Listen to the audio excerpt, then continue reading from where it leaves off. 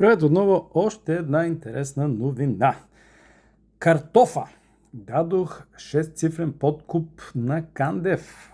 Екс-главният секретар никога не съм вземал. Бизнесмен Юлиан Янков изрази готовност се подложи на детектор на лъжата заедно с Георги Кандев, както и да свидетелства пред съда. Вижте.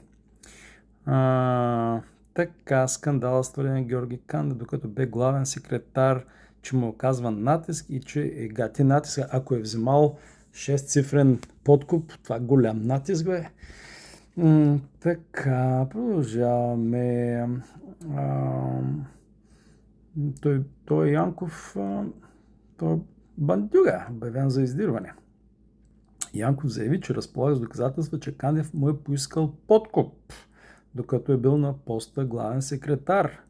После излиза от системата, може да си харчи парите, ако това е вярно. Сега не знам, естествено, за какво му да е главен секретар. Искал 50% участие в неговия бизнес, след което е поискал и получил 6-цифрена сума. Не се уточнява колко. Може да е 100 000 евро, може да е 900 000. Така, по-надолу Кандев категоричен, че никога не е искал и получавал подкуп. Вие да сте виждали някой, който да каже, да си признае и каже, да, получих подкуп, поисках си и получих.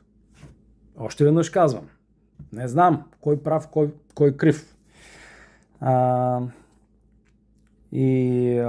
По отношение на твърденията за автомивката, да, ползвал съм услугите и както и много мои колеги, тъй като се намираше в близост до работното ни място, любезната комуникация или предварителното обаждане за час не създават приятелство, зависимост или престъпление.